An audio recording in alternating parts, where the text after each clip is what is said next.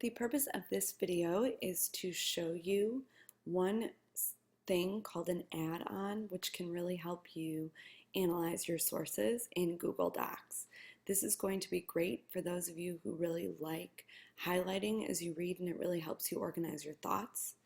If you're not used to doing that, still follow along so that you have the capability of doing this once we start doing our research. So you are in your research folder. You should have by now established that you have several documents that contain your actual sources, the information in your sources for your research project. So what you are going to do is you are going to just open up one of those sources. So double click the source to open it up. So now you have your source opened. In order to get what's called an add-on, you are going to go to the top of your screen at the toolbar where it says add-ons. Add-ons are just various things that can help you work in Google Docs. There are tons of them.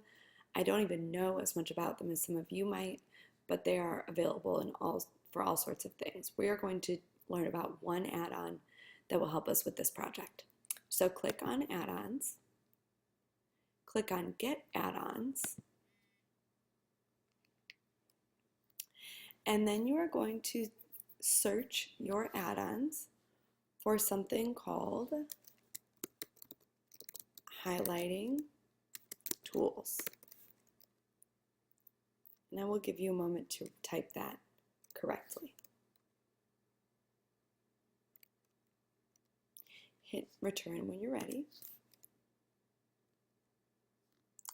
And this is what should pop up if you wrote it correctly. If you did not write it correctly and you got no response, you might also search Texthelp Study Skills, and it should get you to the free app. Once you get to this screen, you are going to go ahead and click on the plus button where it says free. A little screen will pop up which asks these information, if it can know who you are on Google, etc. It's just integrating with your Google Drive already. So we can go ahead and click accept. You will get a little box like this that tells you go to add-ons, Texthelp Study Skills, show highlighting tools to turn on the sidebar. So that's what we're going to do. Everybody go ahead and click on add-ons. Drag your mouse over Texthelp Study Skills.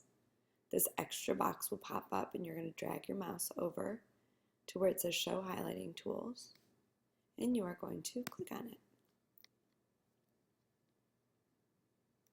Now what this helps you do is it helps you keep track of different types of information from your sources. This will really help you create source cards and help you kind of just organize the types of information that you're getting. So just to kind of give you the tip of the iceberg, when you are using Texthelp, if you want to use it, how it's designed to be created, you can highlight using various colors, and each color is going to kind of theme together what you're highlighting.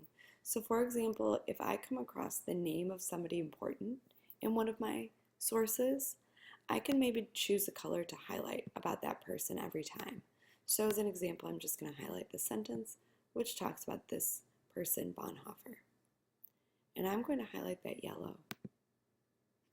Now, as I'm reading this text, every time that I read about this person, Bonhoeffer, I can highlight in yellow, and then when I'm ready, I can click on this collect highlights part. If I do that, sort highlights by color, and I collect my highlights,